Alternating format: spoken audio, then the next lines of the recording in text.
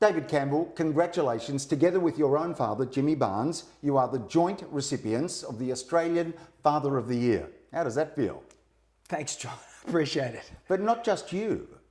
You're also alongside your father. You're sharing this award jointly. Yeah. How does that feel? It is wonderful to be able to share this with him. I mean, he is such an incredible human being, an amazing role model, not only in business, but as a father.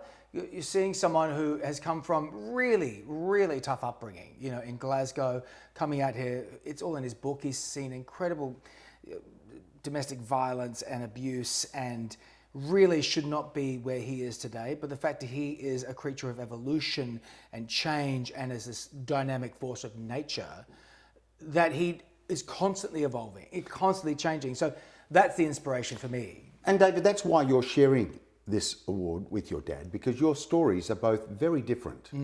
His journey has been documented, as you've just mentioned. Yours not so much. Tell us a little bit about your father's fathering of you and your fathering. How did they impact on each other? His fatherhood affected my fatherhood almost by the absence of his fatherhood, which wasn't his fault. He had me when he was 17 years old, and he then joined one of the biggest bands in the country. That was something that was very difficult for him, looking back on it, and I think it was very difficult for me growing up with it. To be brought up under those circumstances without a father makes you really yearn for what fatherhood is and trying to understand what fatherhood is. And I think that when I became a parent, it became apparent to me that I wanted to do this extremely differently. That my career all of a sudden didn't mean as much to me. It means a lot to me, but these people were more important to me and I had to do something. But I also had the privilege of not being in the biggest rock band in the world and having the multiple #1 albums that he had. That career takes a lot of work. When you decided to become a dad, you made some very serious lifestyle decisions. Tell us about those. Well, I've been sober for over 10 years now, just over 10 years. And I did that because of growing up with people who drank a lot and seeing domestic violence myself. And a lot of that came through alcohol consumption. Seeing drug abuse in families, including my father's very public struggle with drugs, and on my other side as well. So I really knew that dark room was inside of me, because it just is. You know what you know. And so when I had a child and with Leo, long story short, I remember one night of being very sick when he was very young, and it was a holiday, and I hadn't drunk that much, but it had affected me really badly. And Leo, at a very young age, 2 or 3, said, "Dad's not well." And I thought, no, that's not gonna continue. I'm not gonna have that narrative in his life. It affected me. It scared me at times when I was younger. He doesn't need to feel that. And so that made me change that. And so those are the sort of tenets I always try to go to. How can I be better as a parent? How can I lean forward as a parent? And to make sure that my kids have the best opportunities they can.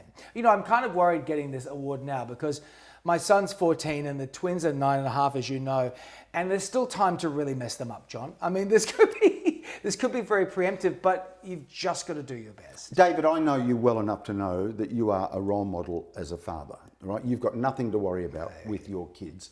I know how seriously you take it. David, our theme this year is safe with you. I know that means a lot to you. Can you expand on that a little? Yeah, and I think it's a really important message to get out there, because what we're modeling for our kids is really important about how they will go out into the world.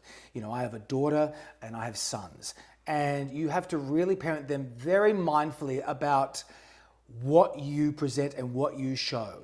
My wife and I are wonderfully in love, and we try to do things in the best possible way about how we relate in front of them. We don't go and fight in the car, but if we do have any issues, we try and work it out in a mature way in front of them. We don't blow up and have fights, and because we don't drink, there's none of that excess stuff there. But it's also about how we treat our sons. Raising sons in this world is really, really important. And in this day and age, when they can go online and be turned into mini Andrew Tates or whatever is on there, is truly frightening. And I think a lot of dads would feel this way too out there. And we want to keep them safe for that, because there are bad influences out there, and more than you could ever possibly imagine at the touch of a button. And then showing your daughter how she should be treated, how she should be respected. I was brought up by very strong women. Even though I didn't have a father for the early part of my life, he came in later on. He was very strong, but I had very strong women in my life. My grandmother, Jane Barnes, Lisa, a lot. My daughter are very strong. So I consider myself very much a feminist in this. Yeah. And I think it's very important that we show our kids the boundaries that we had as children, being boomers or Gen X. We were brought up with very strong foundations, but also that those boundaries can move and that we're not going to be stuck in our ways. We'll listen. David, Jimmy can't be with us today. No. Sadly, he's still in hospital. Yeah. Can you give us an update? Because we all love him so much, and obviously we know why he can't be with us today, but what's the update on your father? Okay, well, so the first hip thing he had 2 years ago, let me go back a little bit. 18 years ago, he had a valve problem, which it was part of his childhood growing up. He finally had that replaced and had a replacement valve.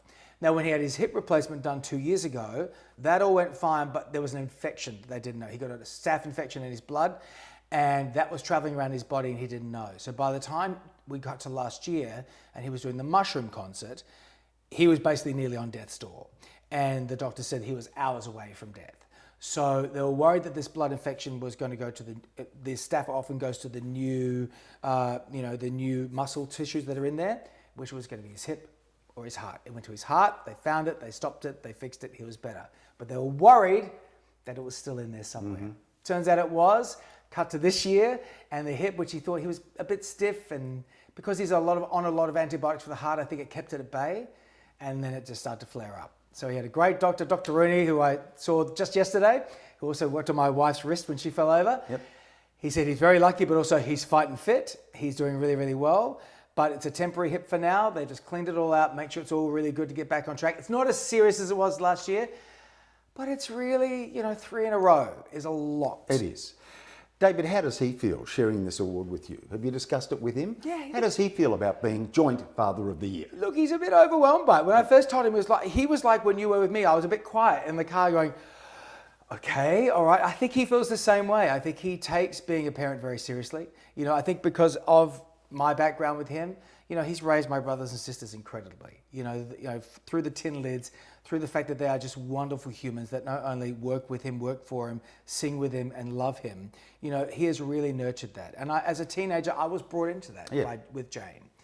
So I think he takes great pride in being a dad. He loves being a granddad probably a little bit more, but he loves being a dad. David, is there a grandfather of the year? I'm asking for a friend. Asking for a friend. David, again, congratulations to you and your father. This is really important for the Fathering Project to announce joint winners, because it says a lot. It says a lot about safe with you.